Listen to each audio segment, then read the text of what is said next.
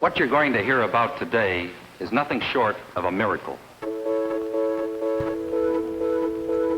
Hey everyone, welcome back to another math lesson. And today we have to be very quiet because as you can see, Miss McCormick's in the back hard at work. So we have to keep it down this time. So for your math lesson today, you're going to need your graph paper notebook, as always a pencil, and you're going to need your math workbook and open up to page 41. And today we're going to be talking a little bit about multiplication. And we're starting a new unit today on multiplying, and we're going to learn two new words today. And those words are array and area. And those words are going to help us as we can visualize how we multiply numbers together. So let's get into it. So let's read this and then let's talk about what it means here a little bit. The number of unit squares in an array of connected unit squares is the area of the rectangle formed by the squares. We sometimes just show the measurement of length and width. Now, if you're anything like me, you just read that and you're like, what are they talking about? Here, let's break this down here a little bit. So an array is this, right here. And you can see here there are 6 boxes. 1, 2, 3, 4, 5, 6. And they're broken down in two different ways. Right? We have 3 columns, 1, 2, 3, as we see here, and 2 rows, 1, 2. To find the product, which is the answer when you multiply, you would multiply the length, which is these 3 boxes here, by the width, which is these 2 boxes here, which would give us 6. And we know that because we know that 3 times 2 is 6, but we also know that, more importantly, by counting these boxes, 3, 4, 5, 6. Let's look at it this way. I have these squares here. It's the same kind of idea. So I have these 6 random squares, and as we put them together, right, we have 1, 2, 3, 4, 5, 6. This is similar to this first model here. We have 2 rows, we have 3 columns. But when you put them all together, they're not 6 boxes anymore. They become one rectangle.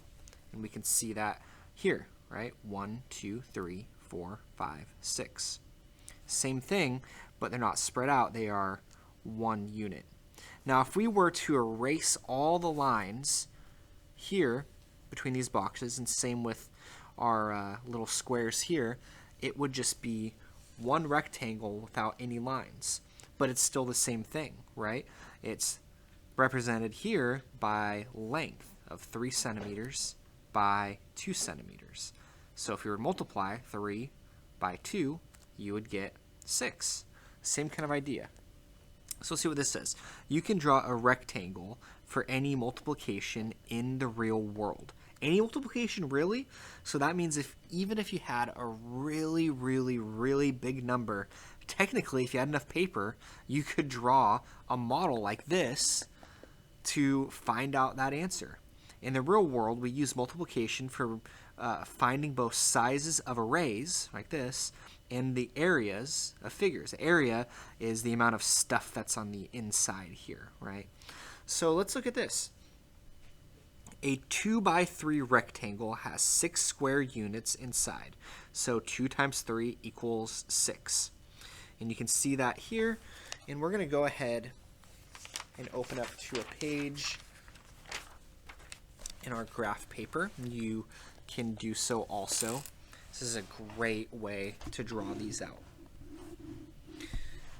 So looking at number 1, still working with that same example of 3 times 2. It says this, on your math board, draw, which is basically this graph paper for us, draw a 3 by 2 rectangle. How is a 3 by 2, 3 times 2, when I say that I mean 3 times 2, rectangle similar to the 2 times 3 rectangle? How is it different? Well, let's first draw out a 3 times 2 rectangle and a 2 times 3 rectangle. Let's see here. So 1, 2, 3, 1, 2. All right, 3 boxes, and then we have 2. 3, there's our 3 by 2 rectangle. But now let's do a 2 by 3 rectangle. 1, 2, 3. 1, 2. Aha. Okay. 2 times 3. There's our rectangle. They seem really similar, don't they? They're the same amount of squares. 1, 2, 3, 4, 5, 6. 1, 2, 3, 4, 5, 6. So how are they similar? How are they different? Well, they're similar because they have the same product or the same area. It's the same amount of stuff on the inside of this rectangle. And how are they different? Well, they're drawn differently. One is 2 by 3, one is 3 by 2. One's going this way, one's going this way. So they're really the same thing, but just drawn 2 different ways. Let's look at number 2. How do the areas of 2 times 3 and 3 times 2 and 3 times 2 rectangles compare? Same kind of thing. Talk about how do they compare?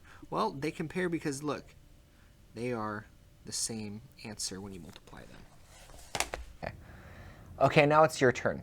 So take your graph paper and work through those 4 array problems on there, and then do your best to take a really good clear photo for Seesaw. Try to get as much lighting, make it nice and clear as you can, and upload it into Seesaw. And I know you guys are going to do a great job, and have a wonderful day.